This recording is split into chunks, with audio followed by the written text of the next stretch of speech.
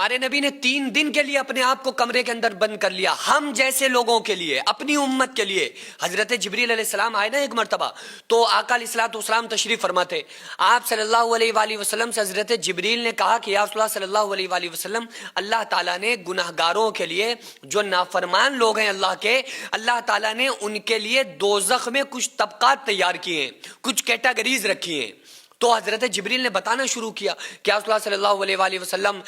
حطمہ، لظا، سعیر، سقر، حاویہ، یہ 6 مقامات بتائے کہ حطمہ کے اندر منافقین ڈالے جائیں گے، لظا کے اندر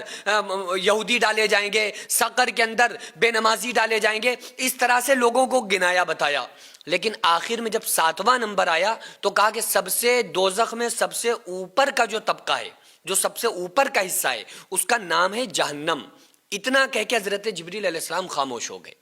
اور حضرت جبریل علیہ السلام خاموش ہو گئے، آنکھیں، اور آپ رونے لگے۔ تو آقا علیہ الصلوۃ والسلام نے فرمایا جبریل روتے کیوں ہو؟ بتاؤ آخر وہ جہنم کس کے لیے ہے، وہ جہنم میں کون لوگ ڈالے جائیں گے؟ تو حضرت جبریل نے کہا کہ یا رسول اللہ صلی اللہ علیہ وآلہ وسلم، آپ نہیں سن سکتے، آپ برداشت نہیں کر پائیں گے۔ کہا جبریل بتاؤ، جو بھی میرے رب کا حکم ہے مجھے بتاؤ۔ تو حضرت جبریل نے کہا کہ یا رسول اللہ صلی اللہ علیہ وآلہ وسلم، وہ جو دوزخ کے اندر سب سے اونچا طبقہ جس کو جہنم کہا جاتا ہے، اس جہنم میں آپ کی امت کو ڈالا جائے گا۔ جیسے ہی اس بات کو آقا علیہ الصلوۃ والسلام نے سنا تو آپ نے رونا شروع کر دیا، اور اتنا روئے کہ آپ صلی اللہ علیہ وآلہ وسلم نے کسی سے بات نہیں کی۔ تمام صحابہ کرام آ رہے ہیں، آقا علیہ السلام سے وجہ پوچھ رہے ہیں، یا رسول اللہ کیا ہو گیا، آپ رو کیوں رہے ہیں؟ لیکن آقا علیہ السلام کے اندر ایسی بھی سکت نہ تھی کہ ان کو جواب دیتے، بلکہ آپ نے خود کو ایک حجرے کے اندر، اپنے کمرے کے اندر مقید کر لیا، اور کسی سے کوئی بات چیت نہیں کی۔ 1 دن گزر گیا، 2 دن گزر گئے، 3 دن گزر گئے، صحابہ میں کوہرام مچا ہوا ہے کہ کیا بات ہے۔ ہمارے نبی صلی اللہ علیہ وآلہ وسلم بڑا پریشان نظر آ رہے ہیں۔ حضرت ابوبکر صدیق آئے،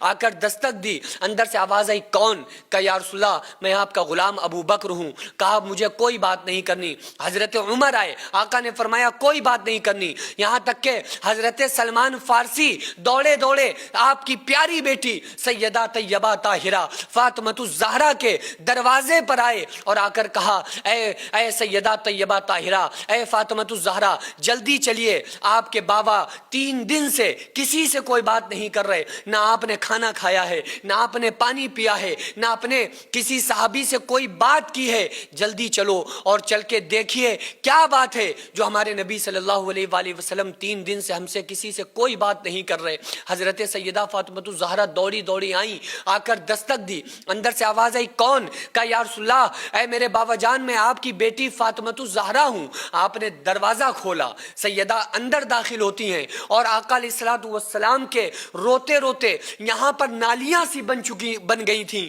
اور آپ بے حد رو رہے تھے۔ آپ صلی اللہ علیہ وآلہ وسلم نے اپنی بیٹی فاطمہ کو دیکھا، گلے سے لگایا۔ سیدہ فاطمہ الزہرا پوچھتی ہیں بابا جان کیا ہو گیا، آخر وجہ کیا ہے؟ 3 دن سے آپ نے نہ کھانا کھایا ہے، آپ نے نہ پانی پیا ہے، آپ نے کسی سے کوئی بات نہیں کی، اور اپنے آپ کو کمرے کے اندر بند کر لیا ہے، کسی سے آپ نے بات نہیں کی، آخر وجہ کیا ہے؟ تو آقا علیہ الصلوۃ والسلام نے فرمایا میری بیٹی فاطمہ کیا بتاؤں، میرے پاس 3 دن پہلے حضرت جبریل آئے تھے، انہوں نے اللہ کا حکم بتایا ہے، اللہ کا حکم سنایا ہے، انہوں نے بتایا ہے کہ جو دوزخ ہے اس کے اندر 7 طبقات ہیں، 6 نچلے طبقات میں تو کوئی کسی میں یہودی ڈالا جائے گا، کسی میں منافق کو ڈالا جائے گا، کسی میں عیسائی کو ڈالا جائے گا، لیکن جو سب سے اوپر کا ایک طبقہ ہے جس کا نام جہنم ہے، اس میں میری امت کو ڈالا جائے گا، اس میں میری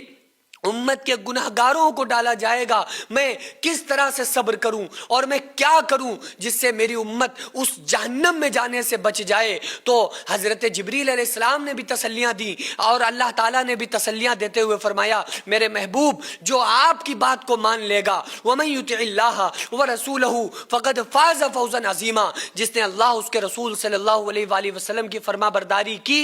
وہ کامیاب ہوا، اسے نہیں جہنم میں جانا پڑے گا، بلکہ اللہ سے محبت رکھنے والا شخص، رسول اللہ صلی اللہ علیہ وآلہ وسلم سے محبت رکھنے والا، آپ کی اطاعت کرنے والا شخص بغیر حساب و کتاب کے جنت کے اندر داخل ہوگا۔ وہ بچے جو بھوک سے بلبلا کے سو جایا کرتے تھے، وہ مائیں جو اپنے بچوں کو جھوٹا دلاسا دے کر سلا دیا کرتی تھی، آج ایسے 100 سے زیادہ ایسے گھر ہیں جن کو ہر مہینے ہماری سوسائٹی راشن دیتی ہے، وہ بچے آرام سے کھانے کھاتے ہیں اور آپ تمام لوگوں کو دعاؤں سے نوازتے ہیں۔ 100 سے زیادہ گھروں میں راشن دینا، ان کی دوا علاج کا خیال رکھنا، ان کی سردیوں میں کپڑوں اور لحاف کا اور بستروں کا کمبل کا انتظام کرنا، آپ لوگوں کے تعاون سے ہی غریبوں کے گھر میں راشن پہنچتا ہے۔ وہ بیوہ عورتیں جن کا کوئی سہارا نہیں تھا، وہ یتیم بچے جن کو کوئی پوچھنے والا نہیں تھا، آج الحمدللہ ان کے سروں پر ہاتھ ہے، آج الحمدللہ ان کو کسی بات کی کوئی پریشانی نہیں ہے۔ یہ صرف پاسبل ہوا ہے آپ لوگوں کے تعاون سے۔ میں رب کعبہ کی قسم کھا کے آپ کو بتاتا ہوں کہ میں تقریباً اپنی پرسنل اور ذاتی کمائی کا 90% حصہ میں خود اپنی سوسائٹی میں دے دیتا ہوں۔ یہ ہمارا آپ کو بتانا یہ کوئی بڑائی مارنا نہیں ہے،